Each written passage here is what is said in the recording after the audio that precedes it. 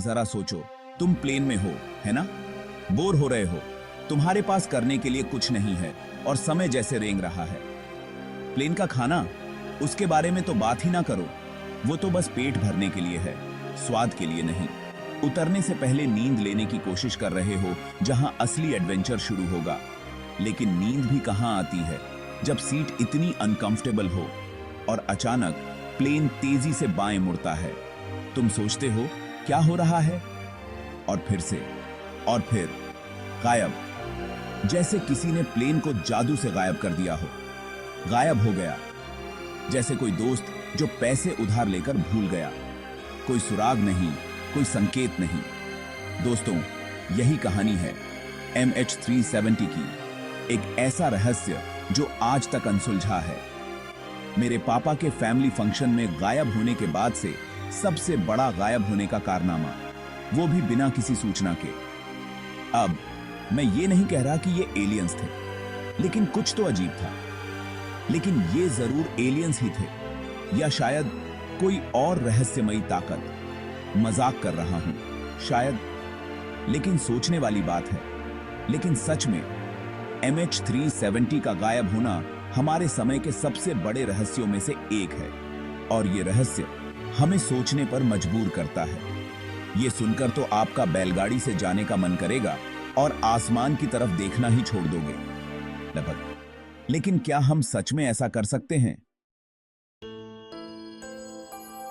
चलो अब असली मुद्दे पर आते हैं। MH370 एक बोइंग 777 था, जो कि एयरप्लेन्स का रोल्स रॉयस होता है। ये 8 मार्च 2014 को कुआलालंपुर से उड़ा था बीजिंग के लिए। उसमें 229 लोग थे, 15 अलग अलग देशों के यात्री और चालक दल जो बस अपना काम कर रहे थे। पहले 1-1.5 घंटे तक तो सब कुछ ठीक ठाक रहा। फिर लगभग 1:20 पर चीजें अजीब होने लगी। प्लेन अपने तय रास्ते से भटक गया और रडार से पूरी तरह गायब हो गया। और बस वही आखिरी बार था जब किसी ने इसके बारे में सुना। गायब, जैसे ऑनलाइन गेमिंग सेशन के दौरान आपका इंटरनेट कनेक्शन। तो MH370 गया कहां? अगर आप इंटरनेट की माने, और कौन नहीं मानता, तो ये लॉस्ट सिटी ऑफ अटलांटिस में है। पर असलियत में सबसे ज्यादा चांस तो यही है कि प्लेन दक्षिणी हिंद महासागर में कहीं दुर्घटनाग्रस्त हो गया। ये अनुमान प्लेन के उपग्रहों के साथ सीमित संचार के विश्लेषण और अफ्रीका के तटों पर बहकर आए कुछ मलबे के आधार पर लगाया गया है। पर यहां एक पेंच है। इतनी टेक्नोलॉजी और सैटेलाइट इमेजरी के बाद भी हमें अभी तक मलबा नहीं मिला है। एक स्क्रू भी नहीं, कुछ नहीं। ये बिल्कुल हौज खास में एक रात बिताने के बाद अपनी चाबियां ढूंढने जैसा है। फ्रस्ट्रेटिंग, कंफ्यूजिंग और थोड़ा शर्मनाक भी। जहां रहस्य होता है, वहां साजिश के सिद्धांत भी होते हैं। और जब बात आती है MH370 की, तो यह रहस्य और भी गहरा हो जाता है। और भाई साहब, MH370 ने तो कई अजीबोगरीब सिद्धांतों को जन्म दिया। कुछ लोग कहते हैं कि यह एक साधारण दुर्घटना थी, लेकिन बहुत से लोग इससे सहमत नहीं हैं। कुछ का कहना है कि प्लेन को एलियंस ने अगवा कर लिया था। हाँ, आपने सही सुना, एलियंस। यह विचार ही अपने आप में रोमांचक है ना? दूसरों का मानना है कि यह एक ब्लैक होल में प्रवेश कर गया या समय के माध्यम से यात्रा की। समय यात्रा का विचार भी कम दिलचस्प नहीं है। और फिर कुछ ऐसे भी हैं जो कसम खाते हैं कि इसे नॉर्थ कोरिया ने हाईजैक कर लिया था और एक गुप्त भूमिगत अड्डे में छिपा दिया था। यह विचार भी अपने आप में एक थ्रिलर फिल्म की कहानी जैसा लगता है। देखो, मैं ये नहीं कह रहा कि इनमें से कोई भी सच है। ठीक है, शायद एलियन वाला थोड़ा बिलीवेबल है, लेकिन यह देखना दिलचस्प है कि लोग कितनी दूर तक जा सकते हैं जब वे किसी रहस्य को सुलझाने की कोशिश करते हैं। पर यह कमाल की बात है कि लोग कितने क्रिएटिव हो सकते हैं जब वे अकथनीय को समझाने की कोशिश करते हैं। उनकी कल्पना शक्ति की कोई सीमा नहीं होती, और यही बात हमें सोचने पर मजबूर करती है कि सच्चाई क्या हो सकती है। सेक्शन 5। उसके बाद एविएशन थोड़ा सीरियस हो गया एक बार के लिए। MH370 का गायब होना एविएशन इंडस्ट्री के लिए एक वेकअप कॉल था। अचानक सभी को एहसास हुआ कि 21वीं सदी में भी प्लेन हवा में गायब हो सकते हैं और ये बिजनेस के लिए अच्छा नहीं है, खासकर अगर आप लोगों को इधर-उधर उड़ाने के बिजनेस में हैं। तो उन्होंने नई सुरक्षा के तरीके लागू करने शुरू कर दिए, जैसे बेहतर ट्रैकिंग सिस्टम और प्लेन के ब्लैक बॉक्स के लिए ज्यादा बैटरी लाइफ। पता है, अगर ऐसा दोबारा कभी हुआ तो, क्योंकि जाहिर तौर पर अपनी गलतियों से सीखना तो नए लोगों का काम है। सेक्शन 6 परिवार हमेशा के लिए अधर्मी, लेकिन तमाम थ्योरी और तकनीकी तरक्की के बीच असली पीड़ितों को न भूलें।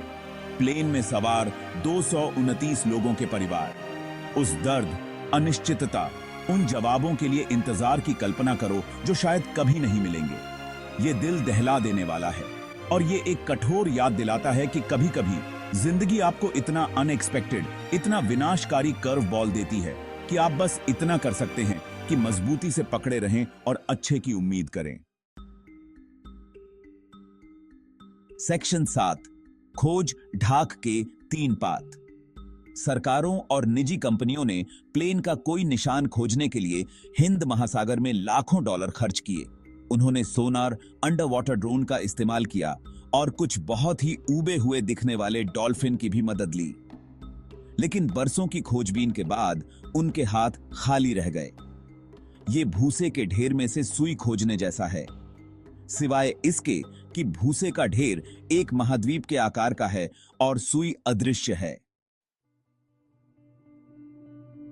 सेक्शन 8 MH370 रहस्य बना हुआ है। यह एक ऐसा रहस्य है जिसने पूरी दुनिया को चौंका दिया है और आज भी अनसुलझा है। तो लीजिए, ये है MH370 की कहानी, रहस्य, साजिश और बहुत सारे अनुत्तरित प्रश्नों की कहानी। इस घटना ने न केवल विमानन उद्योग को हिलाकर रख दिया, बल्कि उन परिवारों को भी गहरे दुख में डाल दिया जो अपने प्रियजनों की वापसी का इंतजार कर रहे थे। क्या हमें कभी पता चलेगा कि वास्तव में क्या हुआ था? कौन जाने। यह सवाल आज भी उतना ही प्रासंगिक है जितना उस दिन था जब विमान गायब हुआ था। हो सकता है कि एक दिन प्लेन हवा से प्रकट हो, ठीक उसी तरह जैसे रहस्यमय तरीके से गायब हो गया था। यह विचार ही हमें उम्मीद और जिज्ञासा से भर देता है। या हो सकता है कि यह हमेशा के लिए विमानन के सबसे बड़े अनसुलझे रहस्यों में से एक बना रहे। शायद हम कभी भी उन घटनाओं की पूरी सच्चाई नहीं जान पाएंगे जो उस दिन हुई थीं। जो भी हो, MH370 एक याद दिलाता है कि तकनीकी प्रगति के हमारे युग में भी कुछ चीजें ऐसी हैं जिन्हें हम शायद कभी पूरी तरह से नहीं समझ पाएंगे। और यह ठीक है। यह हमें हमारी सीमाओं का एहसास कराता है और हमें विनम्र बनाता है, क्योंकि कभी-कभी थोड़ा रहस्य ही जीवन को दिलचस्प बनाता है। यह हमें सोचने पर मजबूर करता है और हमें उन चीजों की सराहना करने का मौका देता है जो हमारे पास हैं। अब अगर आप मुझे क्षमा करें तो मैं अपने परिवार को गले लगाने और एक ट्रेन टिकट बुक करने जा रहा हूं। जीवन में सुरक्षा और प्यार की कोई कीमत नहीं होती, बस सुरक्षित रहने के लिए, क्योंकि अंत में यही सबसे महत्वपूर्ण है।